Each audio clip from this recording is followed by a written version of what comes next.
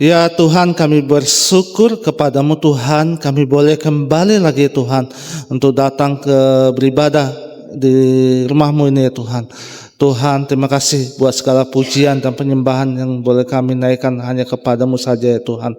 Engkau memang adalah Allah yang layak kami tinggikan Tuhan. Tuhan, kami sebentar akan mendengarkan firman-Mu. Engkau boleh pimpin setiap kami, boleh mendengarkan dengan baik Tuhan, sehingga firman Tuhan disampaikan, boleh menjadi teguran dan nasihat bagi kami Tuhan. Berkati hamba-Mu yang akan menyampaikan firman Tuhan, sehingga firman Tuhan yang disampaikan adalah melalui kuasa Roh Kudus melalui Tuhan berbicara melalui hamba-Mu ini saja ya Tuhan. Terima kasih ya Tuhan. Hanya di dalam nama Tuhan Yesus kami berdoa. Amin. Salam Bapak Ibu yang terkasih dalam Tuhan. Ya, bersyukur kita boleh kembali lagi ya dalam ibadah kita dan kita boleh mendengarkan firman Tuhan. Hari ini kita akan berbicara tentang dengan tema kehadirannya yang membawa terang. Nah, Bapak Ibu, mungkin Bapak Ibu sudah nggak asing ya pernah melihat foto yang ada di depan ya. Dia adalah seorang yang bernama Billy Graham ya. Tapi bukan itu yang saya mau mengajak Bapak Ibu membahas tentang Billy Graham. Tapi kita lihat orang yang di belakangnya ya. Orang di belakangnya itu adalah seorang yang bernama Albert McMakin ya, namanya agak-agak susah gitu ya. Albert McMakin ya. Nah, Bapak Ibu, ketika saya mempersiapkan bagian ini, saya nggak tahu kenapa saya tiba-tiba saya lagi ngetik gitu ya. Saya tiba-tiba ada satu namanya warung sate gitu ya. Saya diperlihatkan mengenai sosok ini ya. Saya nggak bisa mendapatkan dengan jelas bagaimana rupa seorang yang bernama Albert McMakin gitu ya. Dia adalah seorang upahan ya, atau seorang pegawai yang bekerja di lahan pertanian milik ayahnya Billy Graham pada masa itu. Nah, Bapak Saudara, ketika dia bekerja, dia adalah seorang yang dulunya nggak percaya kepada Tuhan. Nah, lalu ketika dia bekerja, dia mulai mengenal Tuhan, ya, dia bertobat dan dia mengenal Kristus. Bapak Ibu, ketika dia sudah bertobat, dia mengenal Kristus, dia mengikuti Tuhan dengan baik gitu ya. Ketika dia ada ibadah pun dia selalu datang, ya. Ketika ada penginjil jalanan, ya, waktu itu Amerika sangat bebas ya, penginjil jalanan, ya, atau penginjil keliling, ya. Bapak Saudara, kalau kita bicara tentang penginjil keliling gitu ya, di Jakarta itu sempat heboh pada masa itu ya, sekitar 2 tahun lalu, ya. Ketika itu penginjil keliling ini dia berkhotbah, ya, dia mengatakan, hai bertobatlah, ya, kamu manusia yang penuh dosa. Bapak Saudara, mungkin bagi kita itu kita nggak berani gitu ya, lihat, wis, ya, ada orang nih ya, keren banget gitu, berani lagi ya. Tapi apa yang diterimanya Bapak Ibu? Ya, dia diusir, pergi sana, pergi, ya. Kami nggak butuh dengar ceramahmu, kamu tuh kayak orang gila, ya. Tapi Bapak Ibu, ketika Albert McMakin ini ya, dia melihat ada seorang penginjil keliling yang rutin berjalan, dia dengarin baik-baik ya. Dia dengarin baik-baik bersama tetangga dan teman-temannya.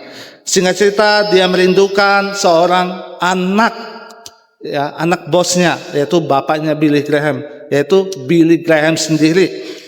Bapak Ibu, pada awalnya Billy Graham ini dia nggak kenal Tuhan, dia belum percaya Yesus. Siapa sih Yesus itu? Tapi Albert McMakin ini dia berusaha apa? Kenalkan Kristus. Dia ajak Billy ini mendengarkan khotbah dari penginjil jalanan. Bapak Ibu, mengajak seorang bernama Billy ini bagi Albert McMakin itu susah-susah gampang gitu ya. Selalu ada aja alasannya untuk menolak ya. Tapi Albert ini nggak pernah putus asa. Dia terus mengajak Billy. Bapak Ibu, ketika Billy ini setelah dia menolak ajakannya, akhirnya dia menerima ajakan tersebut dan dia dengar khotbahnya. Bapak Ibu Saudara, apa yang dilakukan oleh Albert McMakin apa? Dia mau ya terang Kristus itu dinyatakan kepada Billy. Dan Bapak Ibu Saudara, apa yang dia lakukannya, usahanya tidak sia-sia. Dia akhirnya Billy ini apa? Bertobat. Dan kita tahu bagaimana perjalanan seorang tokoh Billy Graham ini dipakai Tuhan luar biasa. Dia sempat menjadi penasehat kepresidenan pada masa Donald Trump. ya. Dia sempat menjadi masa penasehat di masa Presiden Donald Trump. Bapak Saudara, kita lihat bagaimana Billy Graham menjadi pengaruh yang besar, ya. Dia membawa orang-orang banyak, ya. Dia yang dulu menolak untuk tidak mau kenal Kristus, akhirnya dia menjadi seorang pengkhotbah yang sangat luar biasa. Bapak Saudara, di akhir hidupnya kita lihat bagaimana orang-orang begitu sedih, ya, melihat seorang Billy Graham ini yang dulu, ya, dia menolak ajakan seorang upahannya Albert McMakin ini. Tapi rencana Tuhan begitu dahsyat. Seorang Albert McMakin ini, dia nggak mau menyimpan, ya, keselamatan bagi dirinya sendiri. Dia mau seorang yang bernama Billy Graham ini menjadi bertobat. Dan demikianlah Bapak Ibu, kalau kita lihat di dalam bagian pembacaan ayat Alkitab ini, berbicara tentang tema kehadiran membawa terang ini, tentu kita bisa melihat bagaimana ada dua peristiwa di situ, ya. Yang pertama, Yesus tampil di Galilea, dan yang kedua adalah bagaimana Yesus menyeleksi para penerusnya. Bapak Ibu, di awal perjalanan Tuhan Yesus, kita lihat bagaimana ada peristiwa yang sangat menarik, yaitu peristiwa penangkapan Yohanes Pembaptis. Bapak Ibu, mungkin bagi Yesus penangkapan peristiwa Pembaptis ini menjadi keheranan bagi dia. Dia tentu melihat bagaimana seorang Yohanes ini yang telah membaptis dia menjadi perantara itu ditangkap. Dosa apa yang dilakukan oleh Yohanes Pembaptis ini? Bapak Ibu, kalau kita melihat bagaimana rupa-rupanya Yohanes Pembaptis ini pernah menegur seorang raja. Ada yang tahu Bapak Ibu raja siapa? Ya, ada yang tahu Bapak Ibu? Ya, Raja Herodes, ya. Raja Herodes Antipas. Ya. Bapak Ibu, Yohanes ini memang dikatakan adalah seorang yang pemberani. Dia menegur Raja Herodes Antipas, ya. Raja Herodes Antipas, apa yang dilakukannya? Dia mengambil istrinya, ya, mengambil istri saudaranya yang bernama Herodias. Bapak Ibu, Yohanes melihat bahwa apa yang dilakukan oleh Herodes ini sudah salah jalan, ya. Bukan begitu caramu, ya. Kamu sudah melanggar hukum Taurat, ya. Kamu sudah melanggar hukum Taurat, yaitu jangan mengini istri milik saudaramu. Bapak Ibu, tetapi kalau kita lihat bagaimana Yohanes ini berani berterus terang. Yohanes tahu, ya, akan resikonya. Bapak Ibu, sebelum Yohanes tangkap, Herodes itu sangat senang mendengarkan, ya, walaupun dia memiliki karakter yang tidak baik gitu, ya. Tapi dia senang mendengarkan pengajaran Yohanes. Justru dia berubah. Kenapa? Pada waktu Yohanes menegur dia, bahkan dikatakan bukan hanya ketika dia mengambil istrinya, berulang kali terhadap kejahatannya, ya. Tapi Yohanes ini enggak takut sedikit pun. Bapak Ibu, kalau kita diperhadapkan dengan posisinya Yohanes, apa yang kita lakukan? Apakah kita memilih menghindar, kabur, ya? Kalau kita menemukan kesalahan nih, ya, di dalam pekerjaan kita, ya, di dalam rumah tangga kita melihat, ya, kamu nih, ya, sudah apa kita melihat, ya, contoh kalau di dalam kantor gitu, ya, ada penyelewengan dana, ya, apakah kita hanya diam Bapak Ibu? Ya, kita tahu itu salah, ya. Bapak Ibu, tapi Yohanes Pembaptis ini dia tetap melakukan, ya, memberitakan kebenaran, karena bagi dia lebih baik aku sampaikan daripada aku menahan, daripada Herodes itu semakin jauh lagi melakukan tindakan-tindakan yang berlawanan dengan Injil, tindakan yang berlawanan dengan Taurat Tuhan. Bapak Saudara, penangkapan Yohanes ini itulah yang menjadi awal sejarah perjalanan Tuhan Yesus. Di balik penangkapan Yohanes ini adalah pengaruh dari istrinya, ya, yang bernama Herodias. Bapak Saudara, Herodias begitu membenci seorang Yohanes, ya, seorang bernama Yohanes Pembaptis ini. Dia tahu Yohanes, ya, pada masa itu membawa pengaruh besar bagi orang-orang yang berada di kota Yerusalem, ya. Dia di mana dia mengajar tentang memberitakan siapa itu Kristus, ya, siapa itu seorang nabi yang akan datang. Dia sampaikan itu semua tapi Herodes nggak peduli. Ya, dia bagaimana caranya, rasa sakit dia akan teguran yang disampaikan oleh Yohanes itu harus dia terbalaskan. Bapak Ibu, kalau nanti Bapak Ibu bisa baca di rumah ya, di dalam Matius pasal 14 ya, itu menceritakan tentang Yohanes pasal 14 itu ya, tentang Yohanes menangkap. Tapi Bapak Ibu, dari sini penangkapan Yohanes itu menjadi jalan pembukaan bagi siapa? Yesus. Bapak Ibu, Yesus tahu ya, harusnya Yesus bisa memilih apa? Menjadi pengacaranya. Atau Yesus bisa memilih apa? Temui dulu ya, Herodes berkata, jangan kau tangkap orang itu, dia nggak salah. Tapi Bapak Ibu, apa yang dilakukan oleh Yesus? Dia pergi, dia meninggalkan daerah, dia pergi ke Galilea ya. Bapak Ibu Saudara, kalau kita lihat bagaimana Yesus pergi ke daerah Galilea itu, dia nggak mau ya, apa yang sudah disampaikan oleh Yohanes itu menjadi sia-sia. Dia tidak mau mereka itu kembali lagi kepada cara hidup yang lama. Bapak Ibu, sekarang kita lihat bagaimana Yesus tidak mau mereka itu, apa yang dilakukan Yohanes itu menjadi sia-sia. Bapak Ibu, kalau kita lihat bagaimana Yesus itu dia menjadi seorang yang tetap terus mengabarkan. Dia menjadi seorang yang penuh kerinduan melihat bagaimana seluruh dunia ini menjadi percaya. Bapak Ibu sekarang, kalau kita lihat bagaimana melalui Yohanes ini mempersiapkan jalan untuk Tuhan ya. Jadi Allah sudah mengatur, Allah sudah mendesain, Allah sudah merencanakan supaya supaya Yesus Kristus ini menjadi seorang yang membawa umatnya percaya kepada Tuhan. Bapak Ibu Saudara, kalau kita lihat Yesus berjalan di Galilea ya. Berjalan di Galilea itu bukanlah hal yang mudah ya. Kita lihat bagaimana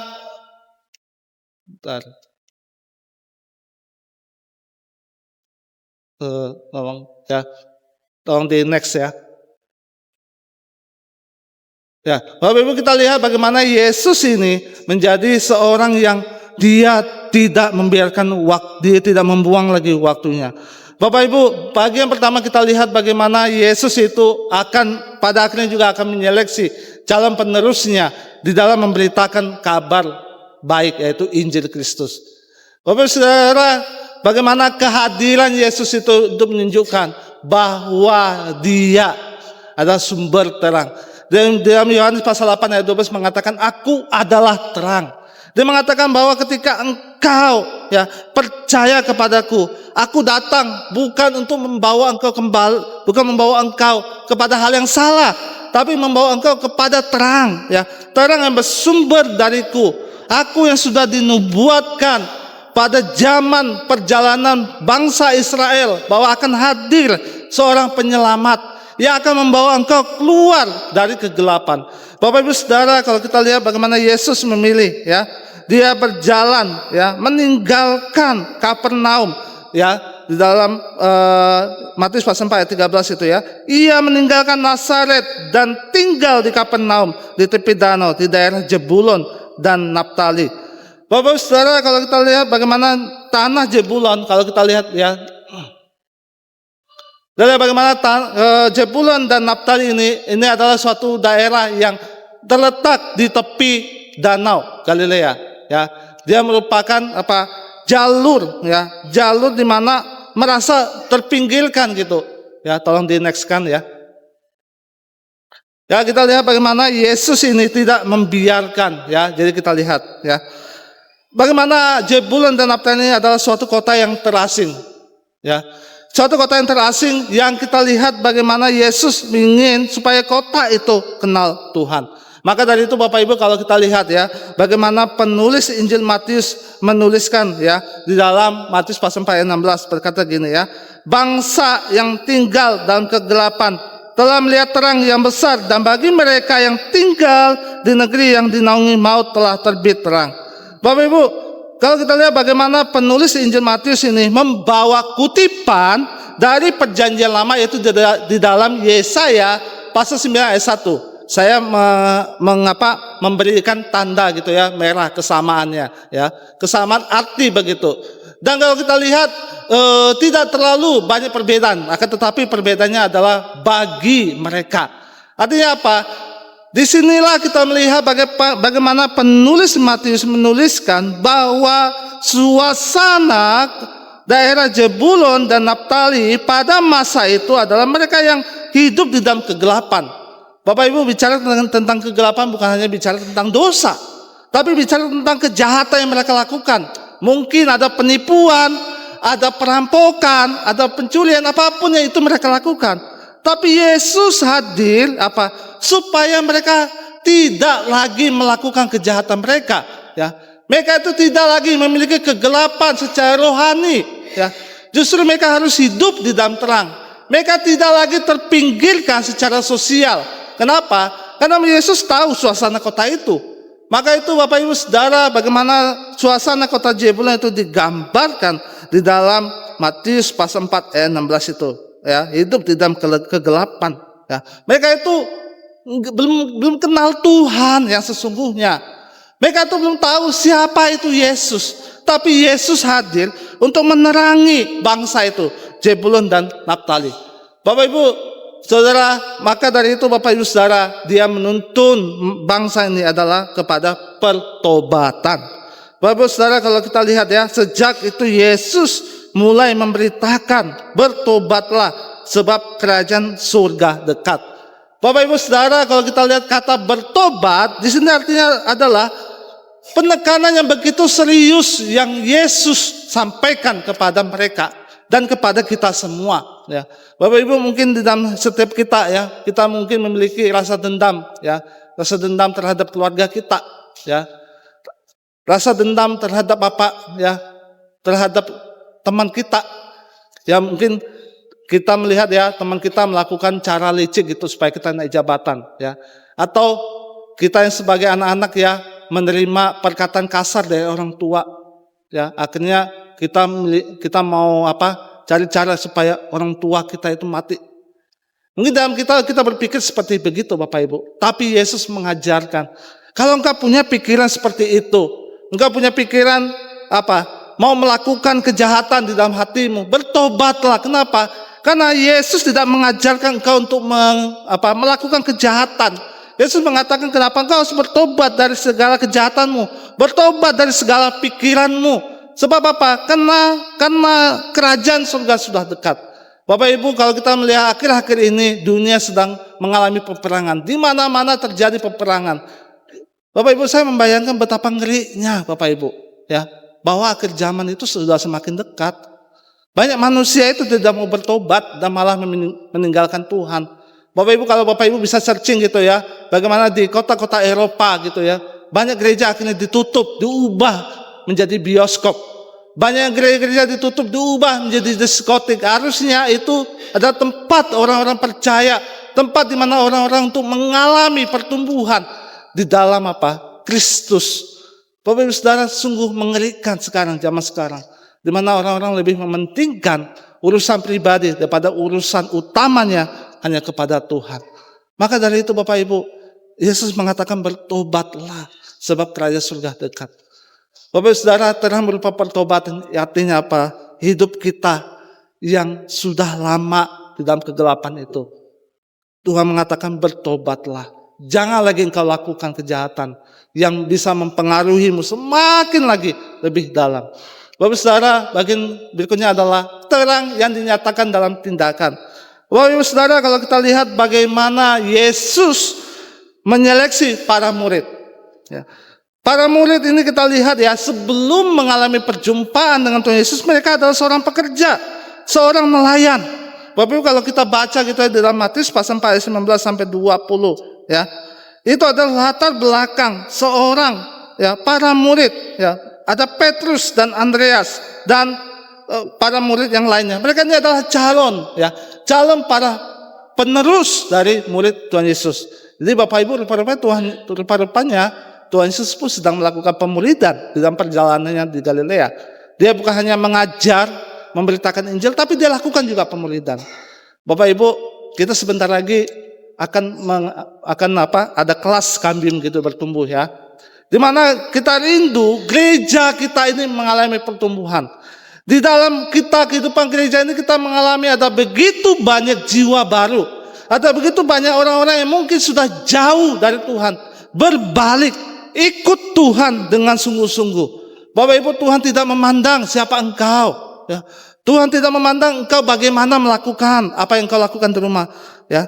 Apa yang kau sudah lakukan dalam hidupmu. Tapi Bapak Ibu, Tuhan ingin kita apa? Lakukan itu dengan tindakan, bukan hanya sekedar omdo alias omong doang. Tapi Bapak Ibu kita lihat ya, bagaimana Petrus sendiri ya, ketika awalnya dia nggak percaya ya, Tuhan bilangnya tebarkan jalamu. Tuhan bilang kepada mereka ya, tebarkan jalamu ke sisi kiri. Awalnya mereka ragu. Kenapa? Karena mereka sudah menjala di daerah Galilea atau di Danau Galilea itu selama 3 hari, nggak dapat apa-apa. Ya. Bapak Ibu bayangin ya, seorang nelayan kalau nggak ada apa-apa rasanya sedih gitu ya. Bagaimana aku harus mencari makan ya, bagaimana aku menghidupi orang rumah. Tapi Bapak Ibu kita lihat bagaimana mereka itu orang nggak percaya, mereka akhirnya lakukan dan akhirnya betul Bapak Ibu ya. Pada waktu itu jala yang mereka lemparkan itu terisi dengan ikan, bahkan dikatakan sampai mau koyak. Bapak Saudara, pada akhirnya Yesus bilang ya, mari dan ikutlah, kamu akan kujadikan penjala manusia. Bapak Ibu, awalnya Petrus ya bilang ya, Tuhan, aku nggak layak Tuhan. Aku ini adalah seorang pendosa.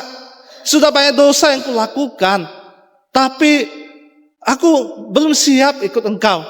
Tapi Bapak Ibu, Tuhan bilang ya, enggak ya, aku enggak peduli alasanmu. Tuhan bilang ya, ikutlah aku dan kamu akan kujadikan penjala manusia. Bapak Ibu, menjadi seorang penjala manusia bukanlah hal yang mudah. Bapak Ibu, kita tentu banyak tantangan gitu ya. Kita bisa melihat ya, bagaimana menjadi seorang penjala manusia itu ya, bukan hanya sekedar kita berkata, "Hei, hari ini kamu bertobat ya." Apa Tuhan bilang kamu bertobat ya, atau "Hei, ini Alkitab bilang ya, kamu ikut Tuhan deh sungguh-sungguh ya." Enggak Bapak Ibu. Kebanyakan orang akan melihat dari apa? Dari kehidupan kita.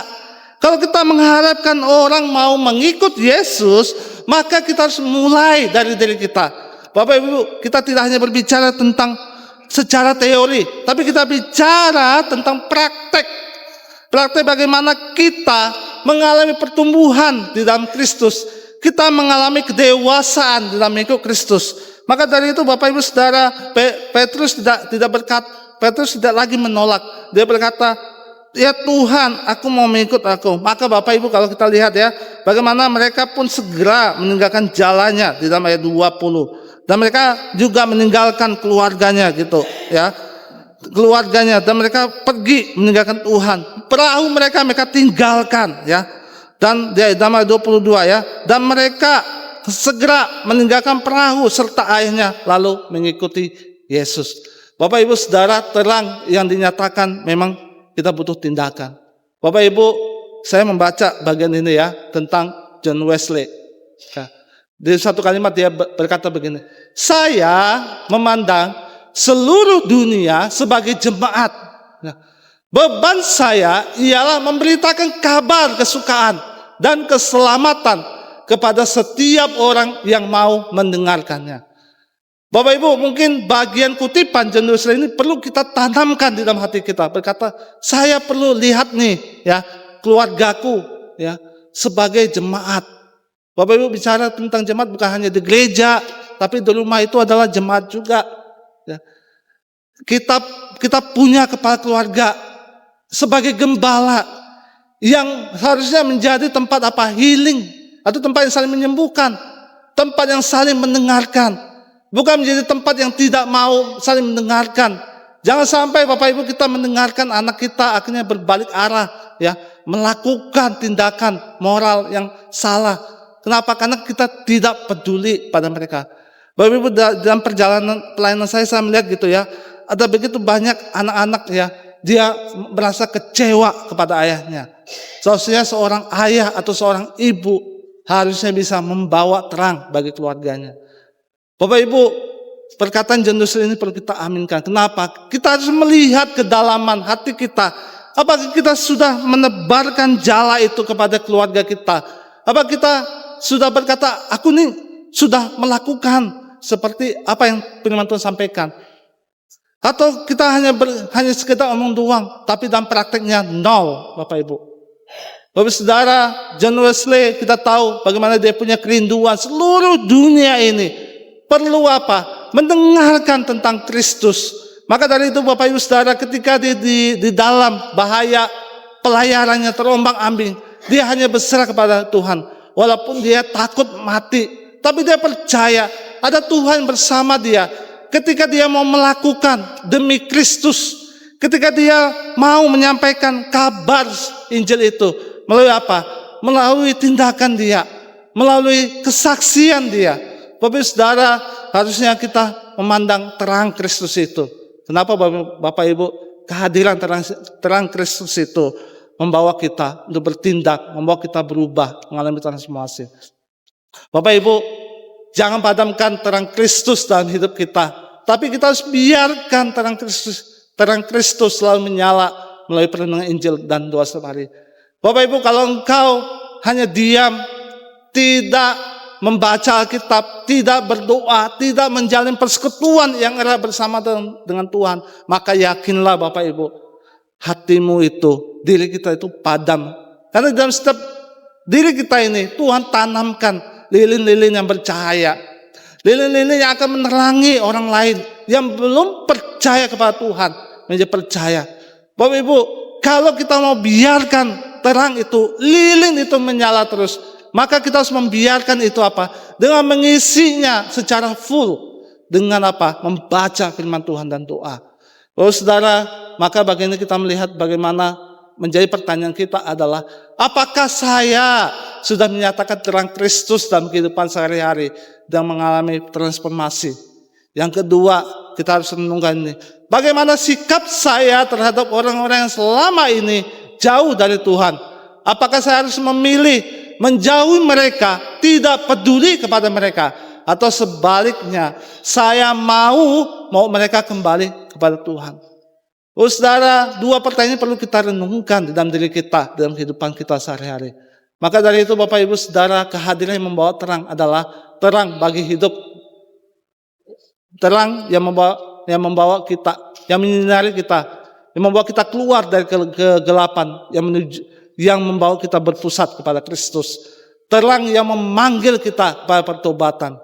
Kehadiran Kristus itu juga yang membawa terangnya, yaitu untuk mengubah arah hidup kita. Dari kita yang melakukan tindakan yang salah menjadi tindakan yang baik, yang berpusat hanya kepada Injil Kristus itu sendiri. Bapak Ibu Saudara, yang terakhir adalah terang itu untuk memulihkan kita. Kita punya rasa sakit hati, kita punya rasa dendam. Kita percaya bahwa ketika kita melihat terang Kristus yang dinyatakan melalui Injil itu, maka kita harus siap untuk diutus, untuk menjadi kesaksian bagi orang lain. Bila firman Tuhan hari ini membawa kita untuk apa? Ketika kita menyatakan terang itu, maka kita sudah apa? Melihat kehadiran Kristus itu membawa terang di dalam hidup kita.